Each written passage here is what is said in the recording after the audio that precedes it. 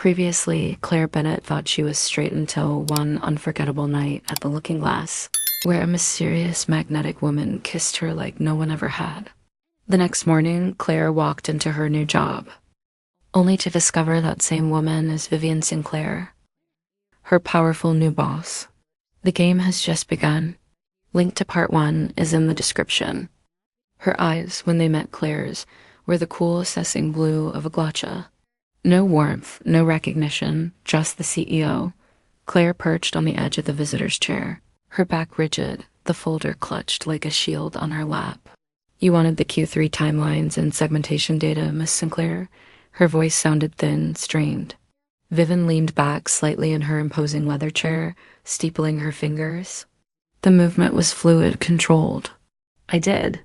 But first she paused, her gaze sweeping over Claire with unnerving thoroughness, lingering for a fraction of a second on the pulse point at her throat. "Tell me about the discrepancy in the social media allocation for the Gen Z cohort on the Verve campaign." Claire blinked. There was no discrepancy. Helen had triple cheated. "The allocation," she stammered, her mind scrambling. "It aligns with the engagement metrics from Q2 and the projected." Vivien waved a dismissive hand. Never mind. The sudden shift was jarring. She pushed her chair back instead. The movement wasn't just rising. It was unfolding, revealing her full height and the commanding presence that filled the room. She walked around the corner of the desk, her stiletto silent on the carpet. She stopped a few feet in front of Claire's chair, looking down at her. The professional mask hadn't cracked. It had simply been discarded. The air changed.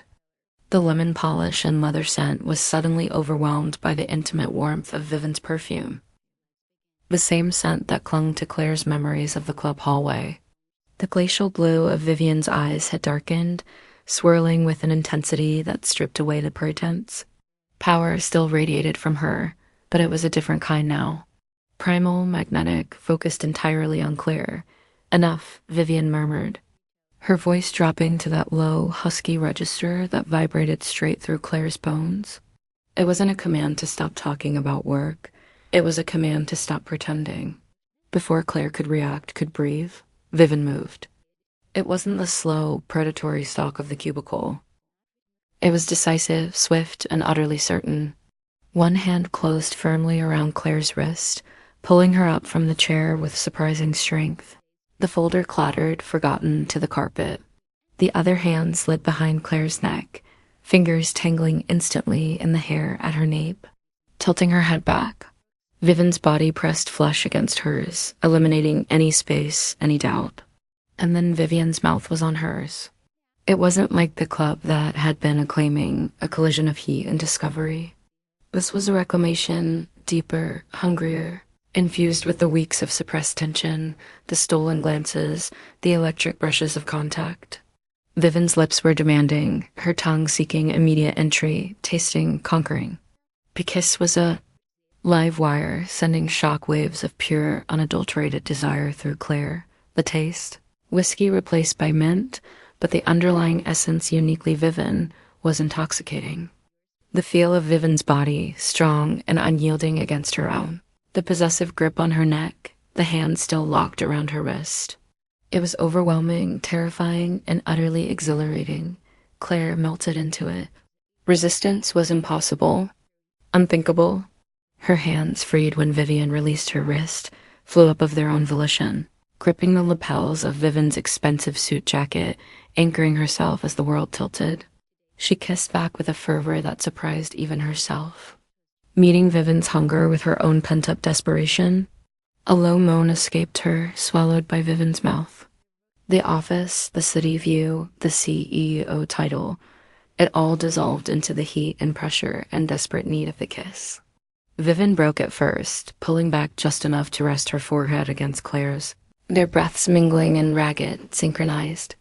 Gasps, her eyes were closed, her perfect composure shattered. She looked ravaged, beautiful, her lips swollen, her cheeks flushed.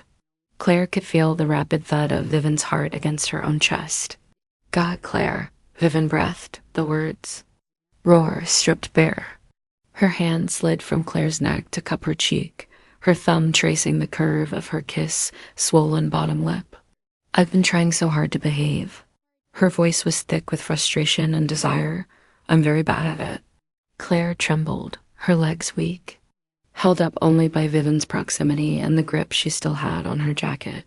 The admission, the vulnerability in Vivien's voice was almost as shocking as the kiss. I noticed Claire managed her own voice. A flicker of her dry humor surfaced through the haze of desire. My keyboard short-circuited from all the blushing. Vivien chuckled, a low, breathless sound that vibrated against Claire's skin.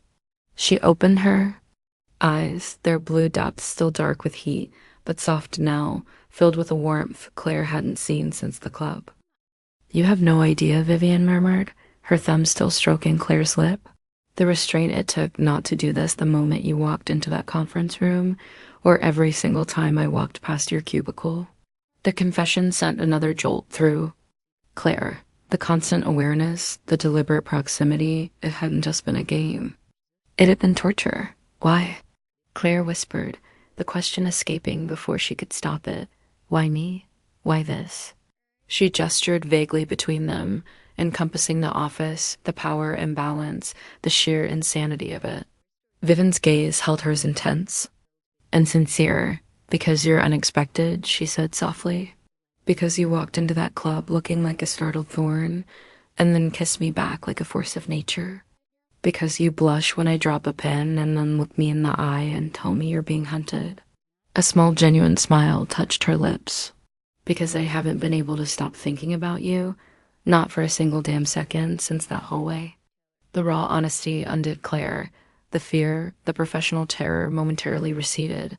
"Me neither." She admitted the words, a bare whisper about you, thinking constantly. It felt terrifyingly good to say it aloud. The dreams, they're relentless. Vivien's eyes darkened further. "Tell me," she commanded softly, her voice a velvet rasp. Claire shook her head, a flush creeping up her neck. "Later, maybe." She took a shaky breath, reality starting to seep back in around the edges of their intimate bubble. The vast office, the view, the plaque on the door. "Vivien, this is complicated." Vivien supplied, her thumb still tracing Claire's jawline. "Dangerous." Against approximately 27 different company policies, she didn't look away. "Yes, what do we do?" Claire asked, the weight of it pressing down. "You're the CEO." And she gestured helplessly at her burgundy skirt, her cubicle-bound existence. Vivien's expression turned serious, though the heat still simmered in her eyes. She finally took a small step back, putting a few precious inches of space between them, though her hand remained on Claire's cheek. "We talk," she said firmly. "We set parameters. Rules for engagement outside the office." A ghost of her earliest smirk returned. "Rules I fully intend to bend whenever possible." But first, her gaze swept over Claire's face, lingering on her lips. "We acknowledge this." She leaned in again, but this time it was just a soft, lingering brush of her lips against Claire's. A promise, not a conquest. "This is real. This is happening." The soft knock on the office door was like a gunshot. "Miss Sinclair." Helen's voice filtered through the wood. "Your 415 is here." Vivien didn't flinch. Her eyes held Claire's for one more charged second. One moment. "Helen," she called back, her voice regaining its CEO crispness, though her gaze remained locked on Claire, burning with unspoken promises. She finally released Claire's face, her hand trailing down her arm to squeeze her fingers briefly. "Tonight," she murmured, "too low for anyone outside to hear. My place, we talk, details to follow." She turned, smoothing her suit jacket with practiced ease, her expression shifting seamlessly back to cool professionalism as she walked towards the door. Claire stood rooted to the spot, her lips still tingling, her body humming, the scent of Vivien's perfume clinging to her skin. The heavy door opened, revealing Helen's politely expectant face and a man Claire vaguely recognized from finance. "Ah, Daniel," Vivien said smoothly, stepping aside. "Come in." Ms. Bennett was just clarifying the Q3 timelines. "Thank you, Claire. That will be all." Claire managed to nod, avoiding Helen's curious glance, and bent to retrieve her abandoned folder. Her hands were shaking. As she walked past Vivien on her way out, Vivien's fingers brushed against hers again, a fleeting electric contact hidden from view. Bend the rules, Vivien murmured so softly. Claire almost thought she imagined it. Claire fled the office, the door clicking shut behind her, leaving her alone in the hushed corridor. Her heart was pounding a frantic rhythm against her ribs. Tonight, the word echoed, fraught with terrifying possibility. The game had irrevocably changed. The prey had entered the lioness's den, and instead of being devoured, she'd been offered a seat at the table. Now she just had to figure out how to survive the meal. Part 7. Our not-so-professional first date. The discreet text had arrived precisely at 6:02 p.m. black car, license plate ending 7LX. Across the street, 7:30, were something distracting. Claire had spent an hour agonizing over distracting, finally settling on a deep emerald wrap dress that made her eyes look impossibly dark and hinted at curves without screaming for attention. Distracting enough, she hoped. The car was sleek, silent, and smelled faintly of Vivien's signature citrus and sandalwood perfume. The driver, a stoic man named Marcus, merely nodded as Claire slid into the cool leather interior. Nervous energy crackled in the confined space, mingling with the scent of wealth and secrecy. This is insane, Claire thought, smoothing her dress. Dating the CEO, voluntarily walking into an HR nightmare because apparently one life-altering kiss in a club bathroom wasn't complicated enough. Vivien was already waiting inside the Velvet Tower, a lounge tucked behind an unmarked door in a historic building downtown. It was all low lighting, plush burgundy velvet booths, and the low murmur of discreet conversations. Vivien looked effortlessly, powerful in a charcoal silk blouse and tailored black trousers, her blonde hair a sharp contrast against the dark upholstery. She stood as Claire approached, a slow, appreciative smile spreading across her face. "Claire," she said, her voice warm honey, laced with something sharper. "You look precisely as distracting as instructed. Mission accomplished." She gestured to the booth. "Sit. Whiskey sour, please." Claire managed, sliding in opposite her. The intimacy of the booth was immediate, knees almost touching under the small table. "This place is hidden." "A necessary precaution," Vivien murmured, her eyes scanning Claire's face with unnerving focus. "Privacy is a luxury, especially when one's date happens to be a newly hired junior analyst." A waiter materialized silently, depositing their drinks. Vivien raised her glass to unexpected encounters and the complications they bring. Claire clinketed her glass, the cool condensation grounding her. Complications, that's one word for it. She took a sip, the tart sweetness calming her nerves slightly. "So, Miss Sinclair, how does one usually conduct a first date when there's a power imbalance?" "Roughly the size of the Grand Canyon in a company handbook screaming violation." Vivien chuckled, a low, rich sound direct.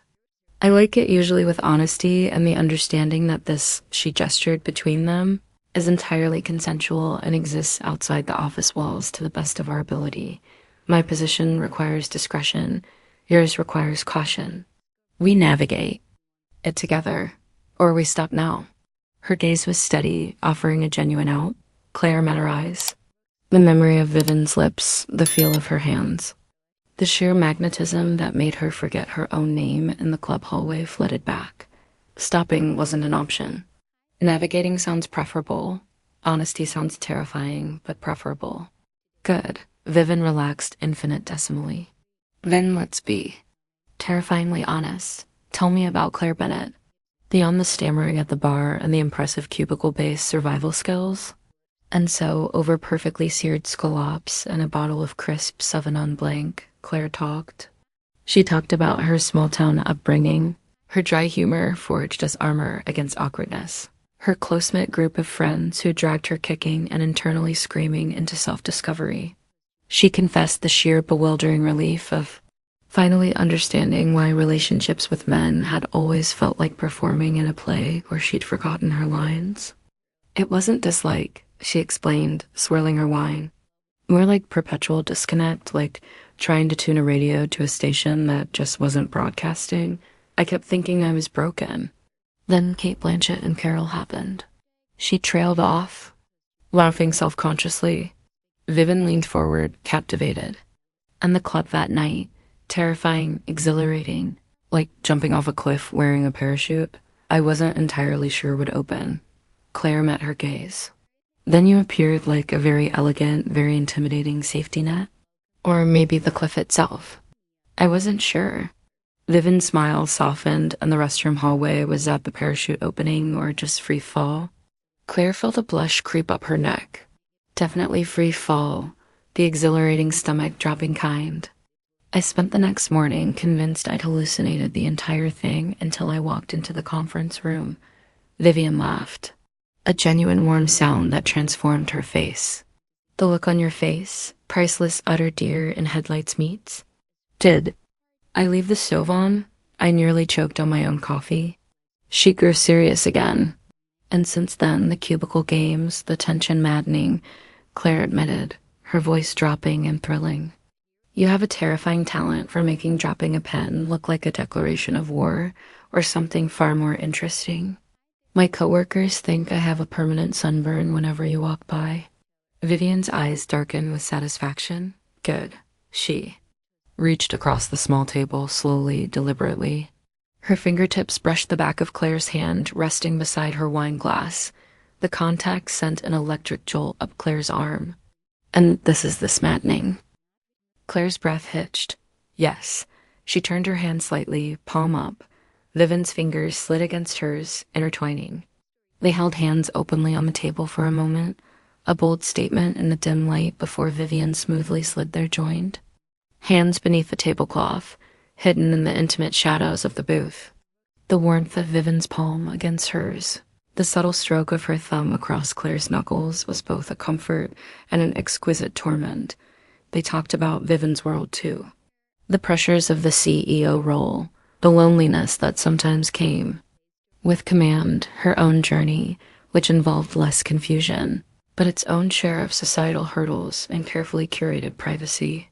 She spoke of past relationships that often founded on her ambition or the other person's inability to handle her intensity. I don't do casual well, Vivien admitted, her thumb still tracing circles on Clare's skin under the table. I want depth. Fire. Someone who isn't afraid of the storm, just the potential HR violations, Clare teased, her voice a little unsteady from the constant hidden contact. Vivien squeezed her hand, especially those. Dessert, a decadent chocolate torte shared. With 2 forks, a gesture that felt intensely intimate was consumed amidst lighter banter and lingering looks. The sexual tension banked during their deeper conversation now simmered fiercely just beneath the surface, amplified by the secret connection of their hands beneath the table. Every brush of Vivien's shoulder against hers as they leaned into. Talk. Every shared laugh that brought their faces inches apart felt charged. When Marcus pulled the car around, the air inside felt thick and heavy. They slid into the back seat, the partition already discreetly raised. The city lights streaked by, painting fleeting patterns on Vivien's sharp profile. The silence wasn't awkward. It was anticipatory, humming with everything left unsaid and untouched during dinner. Vivien didn't hesitate. As the car turned a corner, the momentum pressed Clare gently into the soft leather. Vivien closed the distance, her hand coming up to cradle Clare's jaw, her kiss landing with a heat that stole Clare's breath. It wasn't the frantic passion of the club restroom. This was deliberate, deep, a reclamation and a promise. Clare melted into it, her hands finding Vivien's waist, pulling her closer.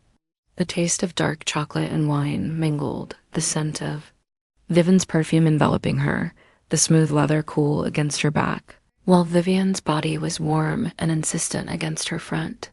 Vivien's lips trailed down Clare's neck, nipping lightly at the sensitive skin just below her ear, eliciting a gasp. Vivien? Clare breathed, her fingers tangling in the silk of Vivien's blouse. The driver's soundproof partition, Vivien murmured against her skin, her hand sliding up Clare's thigh, pushing the fabric of her dress higher. Marcus is impeccably discreet and paid extraordinarily well. Her touch was possessive, exploring, setting. Clare's nerves alight. Clare arched into her, the confines of the back seat, making every touch more intense, more focused. The world outside the tinted windows ceased to exist. There was only the heat of Vivien's mouth, the skilled pressure of her hands, the soft gasp Clare couldn't suppress as Vivien's fingers found the edge of her lace underwear. Later, breathless clothes askew, hair mussed, Clare rested her forehead against Vivien's shoulder as the car glided to a stop near her apartment. Vivien gently smoothed Clare's hair, her touch tender now, a contrast to the fierce passion moments before. Clare pulled back slightly, trying to regain her composure, her lips still tingling. "You realize," she whispered, her voice husky, "this is so against HR policy, like textbook against." Vivien's smirk was pure, unadulterated satisfaction in the dim light. She straightened Clare's dress strap with a possessive flick of her finger. Luckily, she purred, her eyes gleaming. "I am HR, and darling, I'm very much on your side." She leaned in, capturing Clare's lips in one last searing kiss that promised more complications, more thrills, and many, many more violations of professional decorum. "Now, go before I decide. Company policy needs a complete overhaul right here." Clare stumbled out of the car, her legs shaky, her heart pounding a frantic rhythm against her ribs. She watched the sleek black car glide away into the night, the taste of Vivien still on her lips, the phantom feel of her hands on her skin, and the absolute certainty that her quiet life was irrevocably, deliciously over. Part 8. The bedroom. Clause. Vivien's penthouse wasn't just an apartment. It was a statement. Floor-toweling windows framed a glittering cityscape. The furniture was sleek, modern, and looked untouched, and the air held a faint, expensive chill. Clare hovered just inside the entrance, feeling like a misplaced, slightly rumpled sparrow in an aviary designed for exotic birds of prey. The car.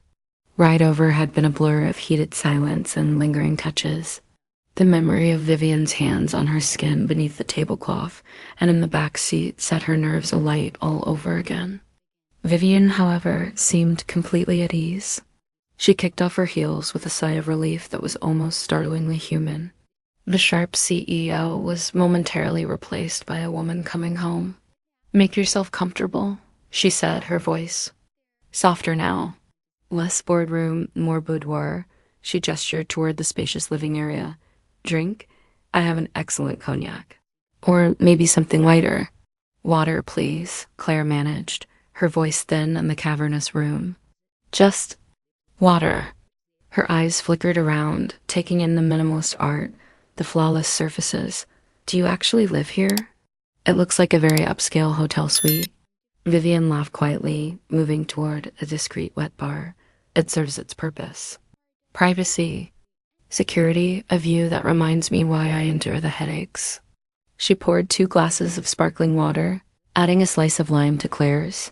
And occasionally, she added, turning and leaning against the bar, her gaze sweeping over Clare with unnerving focus. "It provides a very suitable backdrop." She took a slow sip, her eyes never leaving Clare's. "Nervous?" Clare accepted the cool glass, the condensation soothing against her overheated palm. "Terrified," she admitted honestly, meeting Vivien's gaze. "Excited, confused. Mostly terrified." She took an unsteady breath. "I feel like I'm about to take a final exam for a subject I didn't study and only just discovered." Vivien pushed off the bar, closing the distance between them with silent, predatory grace.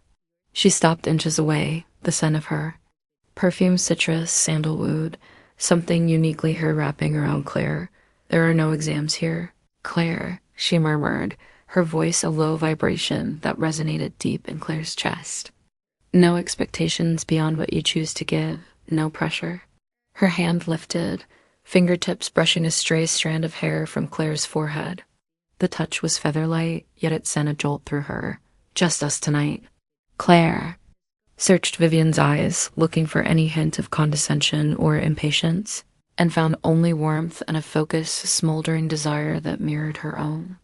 The CEO's demeanor was still there, that innate confidence, but tempered now with a deliberate gentleness that was somehow more disarming. "Okay," Clare breathed, the word barely audible. "Just us." Vivien's smile was slow, genuine. She leaned in, her lips brushing Clare's ear. "Good." Her hand slid down Clare's arm, fingers lacing with hers. "Come with me."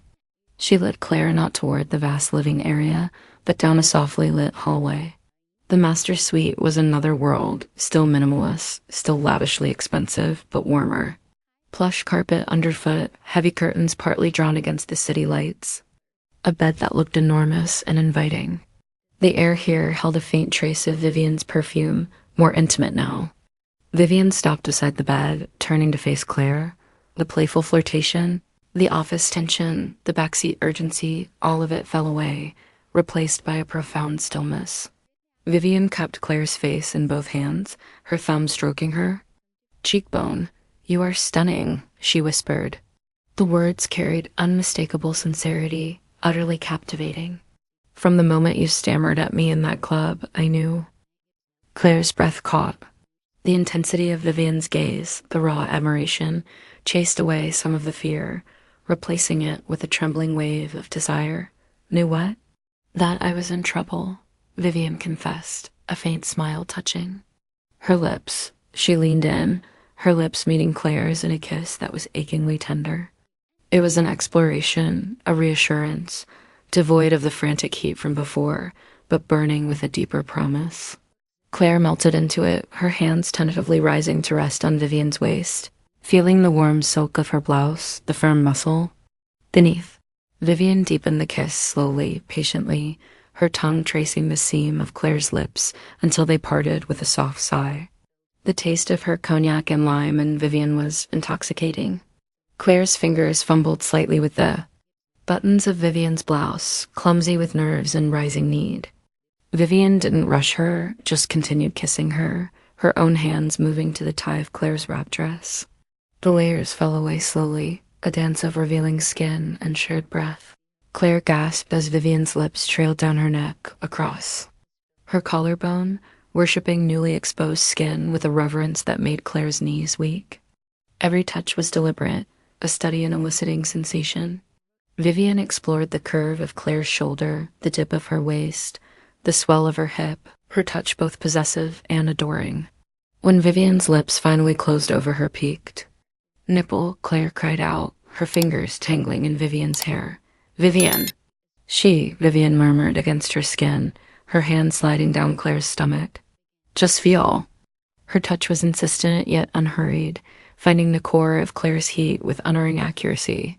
Claire arched into her, a moan escaping her lips as Vivien's fingers began a slow, torturous rhythm.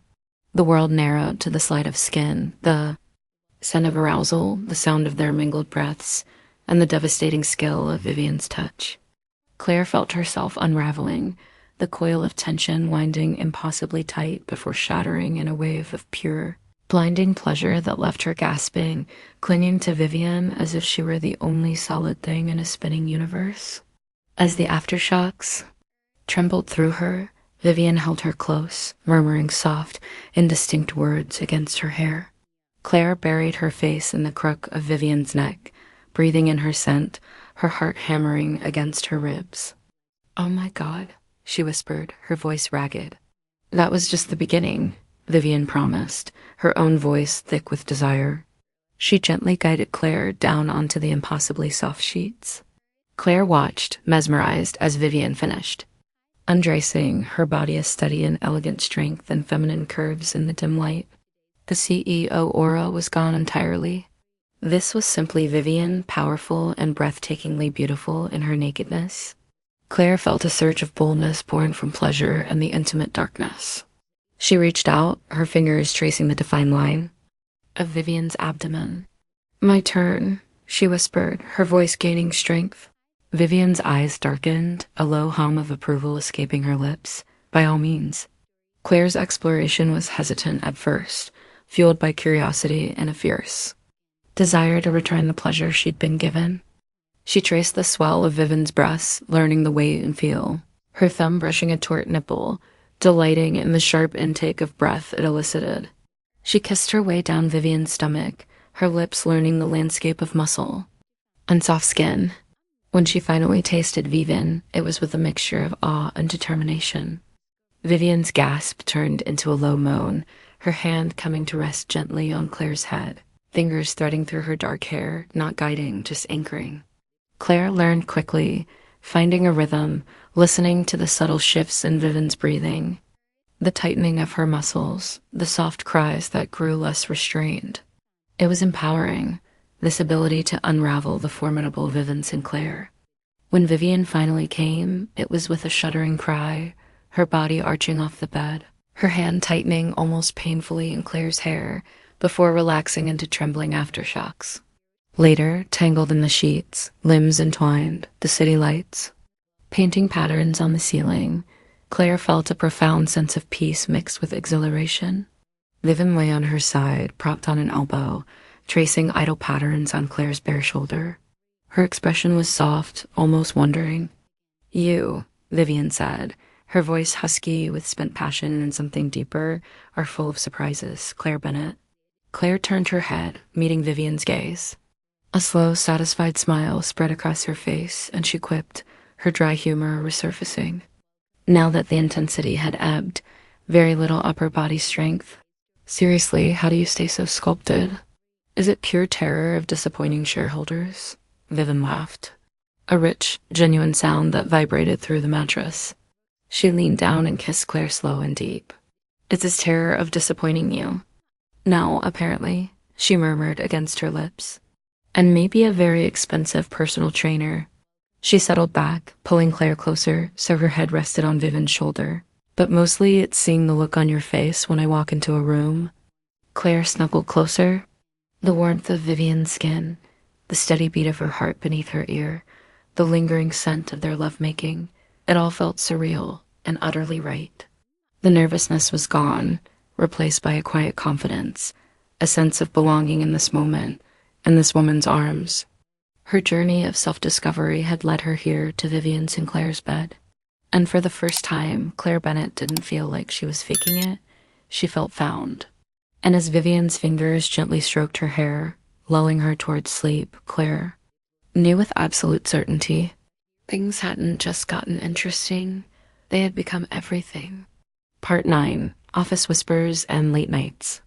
The honeymoon phase within Vivien Sinclair's pristine penthouse walls was blissful, chaotic, and utterly unsustainable in the fluorescent lit reality of Sinclair Media. Claire returned to her cubicle the next Monday morning, feeling like she'd swallowed a live wire, buzzing with the memory of Vivien's touch, the scent of her sheets clinging to his subconscious, and a newfound terrifying vulnerability. She'd crossed a line that wasn't just blurred, it was obliterated. The whispers started subtly. A hushed conversation near the coffee machine that abruptly stopped when Claire approached. Lingering glances exchanged between colleagues in the elevator.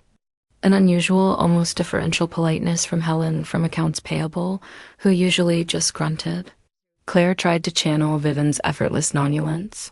She focused fiercely on her spreadsheets, buried herself in market analysis reports, and drank enough coffee to fuel a small rocket.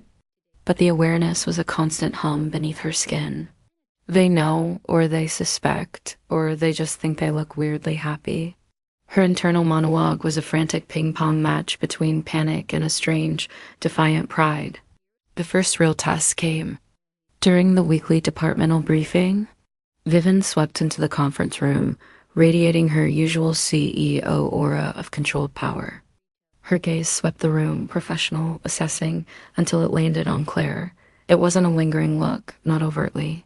It was a microscopic pause, a fraction of a softening around the eyes, a minuscule tilt of the head that screamed intimacy to anyone who might be watching. Claire felt the heat flood her face, a telltale blush she couldn't control. She dropped her pen, fumbling to retrieve it under the table. "Problem, Claire?" Vivien asked smoothly, her voice perfectly level, though Claire could have sworn she saw the ghost of a smirk. "No, Miss Sinclair." "Just clumsy," Claire mumbled, avoiding eye contact. She caught Ethan from it nudging Olivia from marketing. Yep, they saw. The whispers grew louder, morphing into tangible currents in the office air. Claire overheard snippets, always read when she walks by. Saw her leaving the executive floor really late last Tuesday. Sinclair doesn't usually remember junior analysts' names. Does she think she got that Parker account because of skills? It was both mortifying and weirdly exhilarating. Mortifying because it felt like her most intimate self was being dissected. Over stale bagels? Exhilarating because beneath the fear, there was a spark of ownership. Yes, me. Vivien Sinclair wants me. The thought alone was a potent drug. Then came the jealousy incident. Clare was heading towards Vivien's office with a finalized report, a legitimate reason, thank goodness. When she rounded the corner near the executive lounge, Vivien was standing near the floor-to-ceiling windows, deep in conversation with Elena. Rossi, the head of international acquisitions. Elena was everything Clare wasn't. Effortlessly sophisticated in a razor-sharp pantsuit, mid-40s with the confidence of someone who'd negotiated billion-dollar deals and possessing a devastatingly charming Italian accent.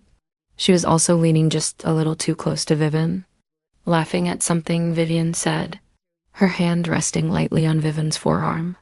Clare froze. The report in her hand suddenly felt like lead. A cold, sharp spike of jealousy, hot and ugly, lanced through her. It was irrational. Vivien had given her no reason to doubt. But seeing the formidable Elena Rossi, a woman who clearly moved in, Vivien's world with ease, touching Vivien with such casual familiarity, it triggered every insecure nerve Clare possessed. Is this what she's used to? Powerful worldly women, not stammering messes who still get excited about free office snacks? She must have made a sound, or perhaps Vivien sensed her presence. Vivien's head turned slightly, her eyes finding Clare's. Instantly, the warmth in Vivien's gaze when it landed on her was immediate and unmistakable, a stark contrast to the polite professional mask she'd worn with Elena. Vivien subtly shifted her arm, causing Elena's hand to drop naturally. She gave Elena a brief professional nod, effectively ending the conversation, and turned fully towards Clare. "Clare, the report," Vivien asked, her voice carrying across the space, perfectly normal. Yet Clare heard the underlying warmth reserved. Just for her. Clare forced her legs to move, her cheeks flaming again. "Yes, Miss Sinclair." She handed over the folder, her fingers brushing Vivien's. The brief contact sent its usual jolt, momentarily overriding the jealousy. "Thank you." That was prompt. Vivien held her gaze for a beat longer than strictly necessary, a silent message flashing in her eyes. "You, only you." Then she turned back towards her office. "Elena will reconvene on the Singapore figures tomorrow, 10 sharp." Clare fled back to her cubicle, her heart pounding. The jealousy receded, replaced by a wave of shame at her own insecurity, and a fierce, possessive warmth at Vivien's unspoken reassurance. Vivien didn't chase her. She didn't send a flirty text. She simply knew. Later that afternoon, Vivien materialized beside Clare's cubicle. Clare was wrestling with a particularly stubborn data set. "Struggling?" Vivien asked, her voice low and intimate despite the open office. Clare jumped slightly, just this quarterly projection. "It's being uncooperative?"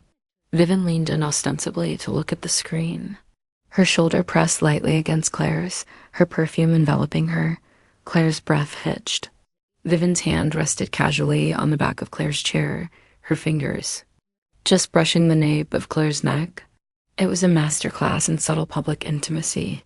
"Try pivoting the data source," Vivien murmured, her lips dangerously close to Clare's ear. "Start with a regional breakdown instead of the product line." Her thumb stroked a tiny hidden circle on Clare's neck. "You looked beautiful this morning, even when you were blushing furiously." Clare felt the blush return with a vengeance, but this time it was accompanied by a surge of boldness. Vivien's quiet reassurance after the Elena incident, this deliberate closeness now had ignited something. The hunted cubicle dweller decided to become the hunter. She tilted her head slightly, leaning into Vivien's touch just a fraction. "Is that why you keep dropping by?"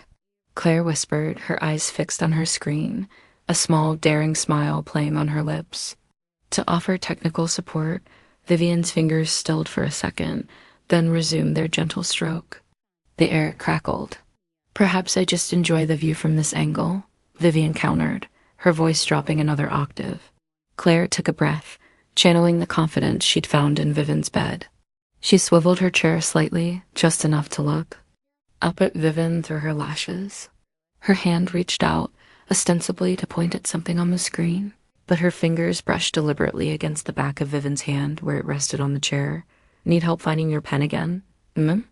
She asked, her voice low and laced with a challenge she'd never dared before. Seems to be a recurring problem around here. Vivien's sharp intake of breath was almost inaudible, but Clare heard it, saw the flare of pure, unadulterated heat in Vivien's eyes before the CEO mask slammed back down. Though a predatory smile touched her lips, she leaned down, her voice a husky whisper meant only for Clare. Careful, Miss Bennett. The use of her surname sent a thrill down Clare's spine. You flirt like that, Vivien continued, her gaze locked onto Clare's, and I'll have to promote you to a position with significantly less visibility. Her gaze dropped pointedly to Clare's lips for a fraction of a second before she straightened. All business. Try the pivot.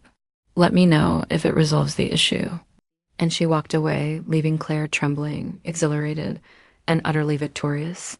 The game had changed. Clare wasn't just reacting anymore. She was playing, and she was good at it. She started leaving subtle traces, using Vivien's preferred brand of hand lotion before meeting, so the scent lingered near her, accidentally brushing Vivien's hand when passing documents, holding her gaze a fraction too long across crowded rooms. She even started wearing the emerald wrap dress again on days she knew Vivien had back-to-back executive reviews, knowing Vivien found it distracting.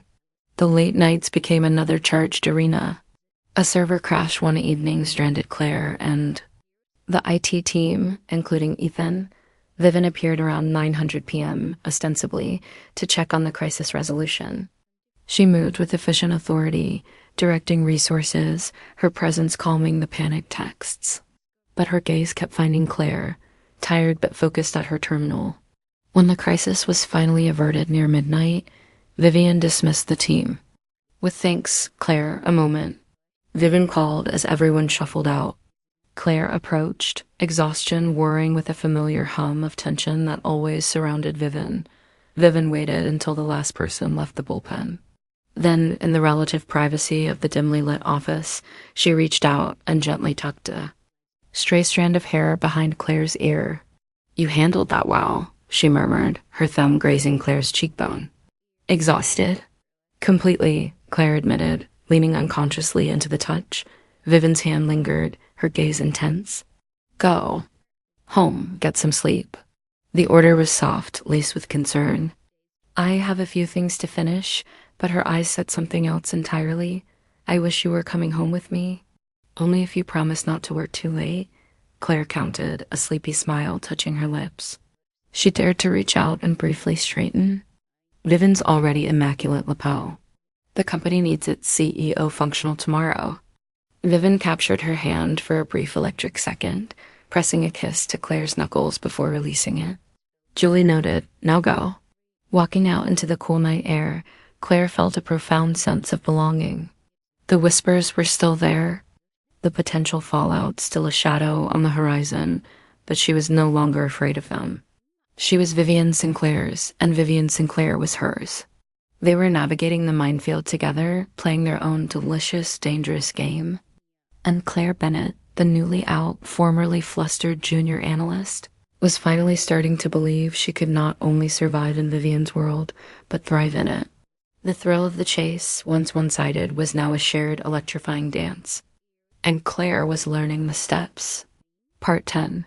Things just got real. The Sinclair Media Anniversary Gala was a shimmering beast of an event. Crystal chandeliers dripped light onto polished marble floors. The air hummed with the clink of champagne. Flutes, the murmur of industry titans, and the subtle strain of a string quartet attempting Vivaldi over the den. Clare stood near a potted monster that cost more than her monthly rent, fiddling with the strap of her gown, a deep sapphire column Vivien had chosen. Whispering, it matched the intensity of her eyes. It felt like armor and a target simultaneously. Her friends Chloe and Sophie flanked her like brightly dressed bodyguards. My resplendent and emerald green nudged her. Brave, Claire Bear. You look like you're about to face a firing squad, not watch your incredibly hot girlfriend give a speech. Girlfriend, Claire repeated, the word still sending a fizzy rush through her veins even amidst the anxiety. In front of basically everyone we work with and their investors and probably a few journalists. She scanned the glittering crowd. Where is she working the room, CEO style? Lena said, sipping her champagne. Relax. Vivien Sinclair doesn't do things by halves. If she's going public, it will be spectacular. Sophie's gaze sharpened. Speaking of heads up, Vivien materialized across the room, a vision in ivory silk that hugged her curves with understated power. She was deep in conversation with the mayor, but her gaze, sharp and seeking, found Claire's instantly. It was a look that sliced through the crowd, intimate, grounding, and charged with an electric promise. A tiny, almost imperceptible smile touched Vivien's lips before she smoothly returned her attention to the mayor. Claire felt her shoulders loosen slightly. That look, that silent anger, was everything. The light subtly dimmed, signaling the start of the formal program. Speeches droned. The board chairman lording profits, the head of programming touting upcoming shows. Claire barely heard them. Her focus was entirely on Vivien, standing poised near the stage steps, radiating a calm, magnetic energy. Elena Rossi caught Claire's eye from across the room and offered a small, knowing smile and a nearly imperceptible nod of approval. Claire managed a shaky smile back. Okay, maybe not everyone will hate me. Then the MC announced, and now, please, welcome the driving force behind Sinclair Media's vision and success, our CEO, Vivien Sinclair. Applause erupted. Vivien ascended the steps with the effortless grace of someone born to command the stage. The spotlight left her, highlighting the sharp line of her jaw, the intelligent gleam in her eyes. She stood at the podium, surveying the room with a quiet confidence that hushed the lingering chatter. Thank you, she began. Her voice rich and clear, amplified perfectly. Tonight we celebrate milestones, record growth, groundbreaking content, the tireless dedication of every single person in this room. She paused, her gaze sweeping the audience, seemingly touching everyone, but Claire felt the weight of it linger on her. But true success, I believe, transcends spreadsheets and ratings. True success is built on authenticity, on the courage to show up, not just as professionals, but as our whole complex, sometimes messy human selves. A ripple of attentive curiosity went through the crowd. This wasn't the usual corporate platitudes. Claire's heart hammered against her ribs. This is it, Vivien continued, her voice gaining a deeper resonance. For too long, many of us have felt the pressure to compartmentalize, to leave essential parts of who we are, who we love, what we believe, the journeys we're on at the door when we step into the workplace. That compartmentalize is exhausting. It diminishes us. And frankly, she added with a touch of dry humor that drew a few chuckles. It's terrible for creativity. She leaned forward slightly, her expression earnest, powerful. Sinclair Media thrives on diverse voices, unique perspectives, and the raw, unfiltered passion that comes from people feeling safe enough to bring their whole selves to work. That safety, that acceptance isn't just a policy on a page. It's a culture we must actively build and fiercely protect every single day. Claire felt tears prickle at the corners of her eyes. Vivien was weaving their story into the fabric of the company, making it universal, making it right. It takes courage, Vivien said, her voice softening, becoming intensely personal, though she still addressed the room. Courage to embrace your truth even when it feels daunting. Courage to stand beside someone knowing it might draw scrutiny. Courage to love boldly, unapologetically, whether it's your partner, your work, or your own evolving identity. Her gaze found again, unwavering, filled with a warmth that felt like sunlight breaking through storm clouds. Because when we have the courage to be authentic, when we create spaces where others can do the same, that's when the most extraordinary things happen. That's when we stop just working and start truly building something meaningful together. The applause started tentatively, then swelled into a wave. It wasn't just polite, it was heartfelt. People nodded. Some looked thoughtful, others smiled. Claire saw Helen from accounts payable, actually wiping her eye. Vivien had framed their relationship not as a scandal, but as an embodiment of the company's aspirational values. Vivien gave a final graceful nod. Thank you. Enjoy the rest of your evening. She stepped away from the podium, the applause following her. She descended the steps, heading towards the side of the stage, her path naturally taking her towards the edge of the crowd where Clare stood rooted to the spot. The air crackled. The applause died down, replaced by a buzzing anticipation. Hundreds of eyes tracked Vivien's movement, then flickered to Clare. The silence wasn't hostile. It was breathless. Vivien stopped a few feet away. Her expression was unreadable to the crowd, poised, professional. But Clare saw the slight tremor in her hand by her side, the bare-there question in her eyes. Is this what you want? Clare thought of the nervous woman at the queer club, the flustered new hire, the woman who'd learned to flirt back from her cubicle. She thought of Vivien's gentleness, her fierce protection, her unwavering belief in her. She thought of the sheer terrifying joy of being known and loved by this remarkable woman. All the fear, the whispers, the potential consequences melted away. There was only Vivien and the truth. With a surge of courage that felt like flying, Clare closed the distance. She didn't hesitate. She reached up, cubed Vivien's face in her hands, a gesture both tender and fiercely possessive, and kissed her. It wasn't a chastened peck. It was a declaration, a kiss filled with all the passion of a club restroom, the intimacy of Vivien's bed, the shared laughter, and the quiet support. It was a kiss that said, "This is me. This is us. This is real." A collective gasp swept through the ballroom, followed by a beat of stunned silence. Then a roar erupted, not of disapproval, but of surprise, delight, and overwhelming applause. Whistles pierced the air. Clare faintly heard a May whooping, "Get it, Clare Bear." Vivien, initially startled, melted into the kiss instantly, her arms wrapping around Clare's waist, pulling her close. Her response was equally passionate, equally public, a silent yes echoing Clare's declaration. When they finally broke apart, breathless, foreheads resting together for a fleeting, intimate moment amidst the chaos, the applause was thunderous. Cameras flashed, capturing the historic moment. Vivien's eyes, when she looked at Clare, shone with unshed tears and pure, unadulterated pride and love.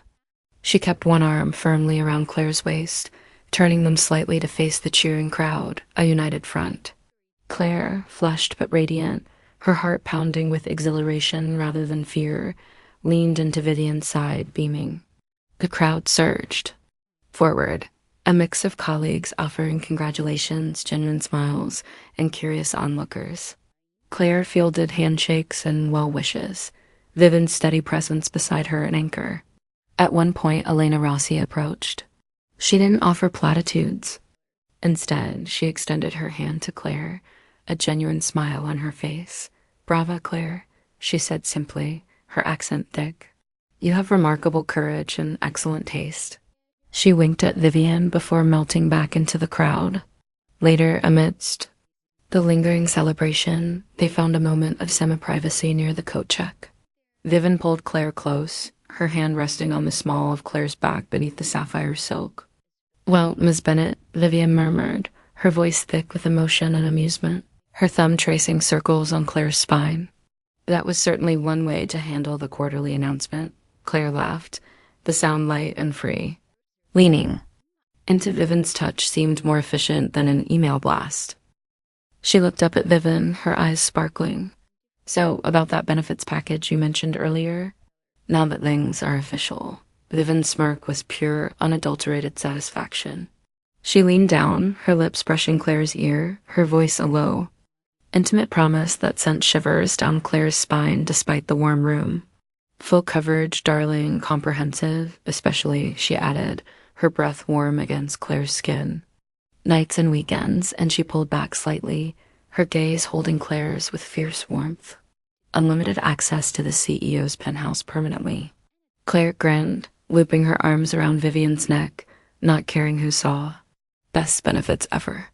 She kissed her again, a sweet, lingering promise under the glittering lights. The whispers were over. The hiding was done. Their story was out in the open, messy, complicated, beautiful, and entirely theirs. Clare Bennet, once terrified of her own truth, now stood proudly beside the woman she loved, bathed in the spotlight they'd claimed together. Things hadn't just gotten interesting. They had become spectacularly brilliant.